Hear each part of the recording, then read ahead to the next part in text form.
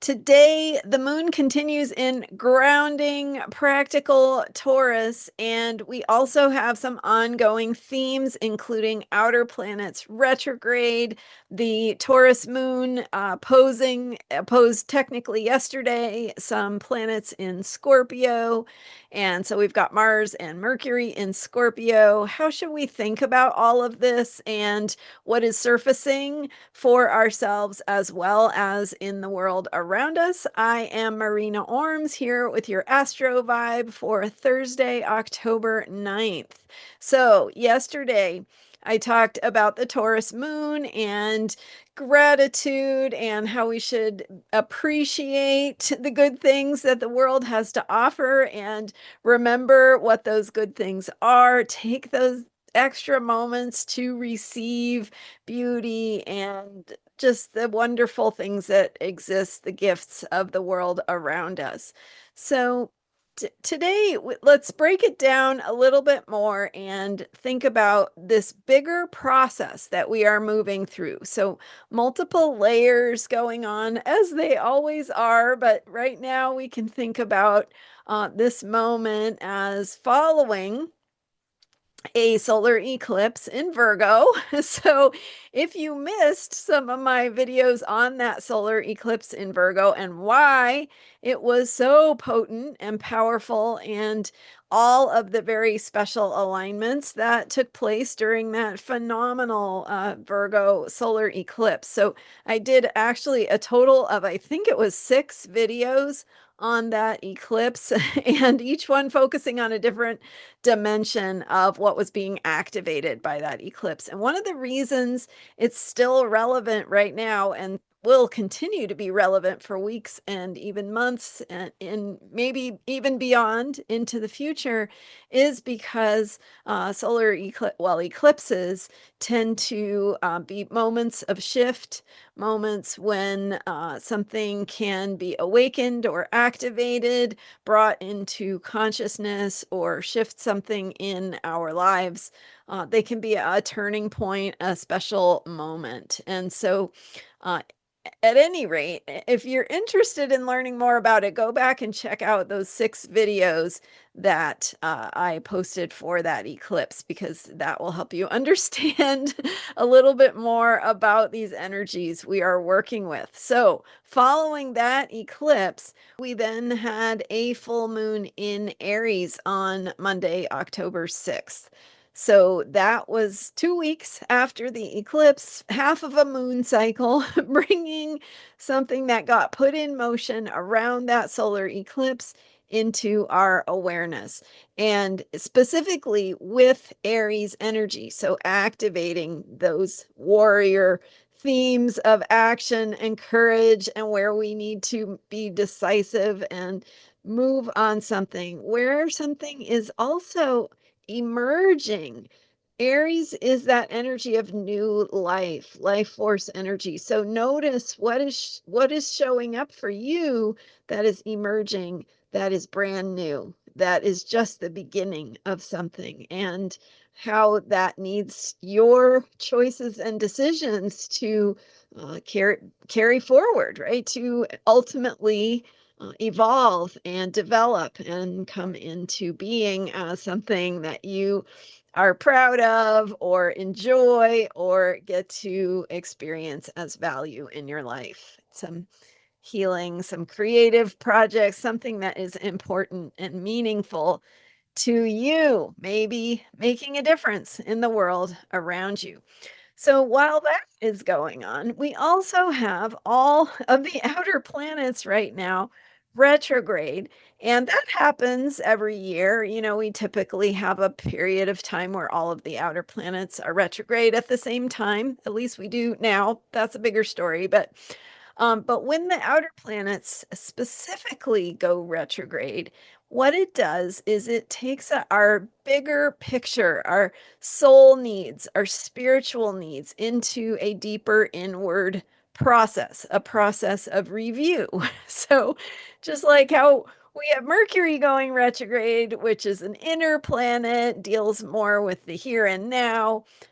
We do a little bit of reflection and reconsidering and rethinking, but in a bigger way, we do that when those outer planets are retrograde. And some of our bigger picture of soul needs, spiritual needs, is in a review process. So we get to kind of reconsider and connect with our own deeper truth, our own deeper needs, ask ourselves whether we are in alignment or what needs to change and how we want to think about everything. So, with the retrograde planets going on at the same time as these other energies, then there's lots we could talk about, but for today, just looking at those Scorpio planets, so Mars and Mercury both in Scorpio, also thinking about that as a deeper process of transformation. So Mars is our warrior self, where we need to take action and find courage and make something happen, right? Take the action to move something forward.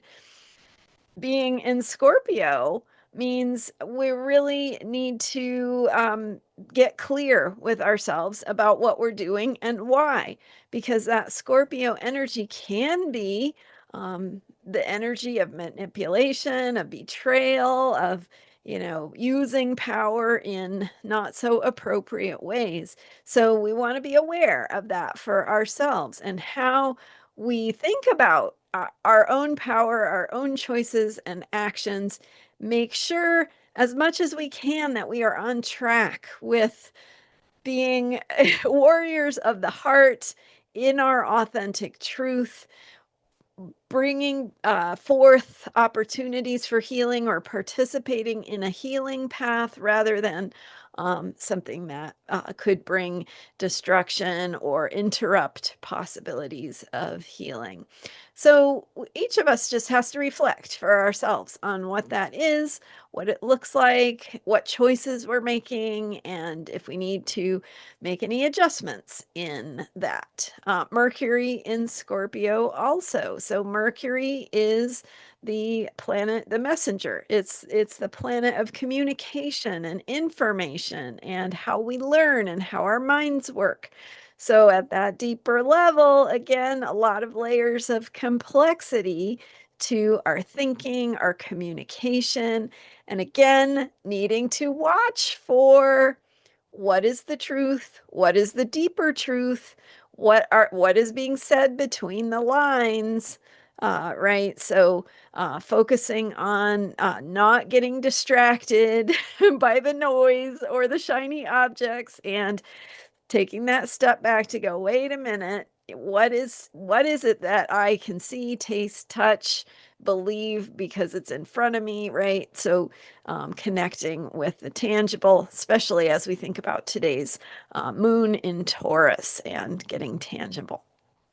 And then, so that's Mars and Mercury in Scorpio. So we really want to be thinking about our own path of empowerment, what that looks like, what it means for how we see ourselves and our role within whatever is unfolding in our lives and in the world around us. And to be just really clear that we are on track, doing what we want to be doing and not getting um, lost in the chaos or persuaded by something that isn't true for us.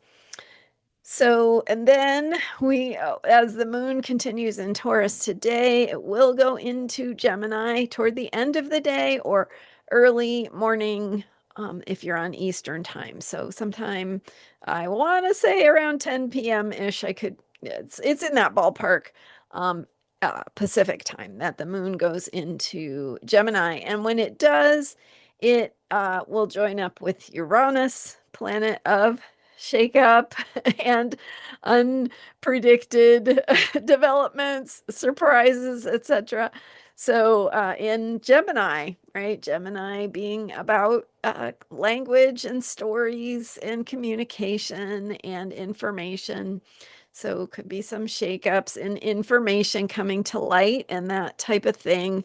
But as always, bring it back to yourself and how you are communicating and how to do so in a way that is in alignment with your own higher truth.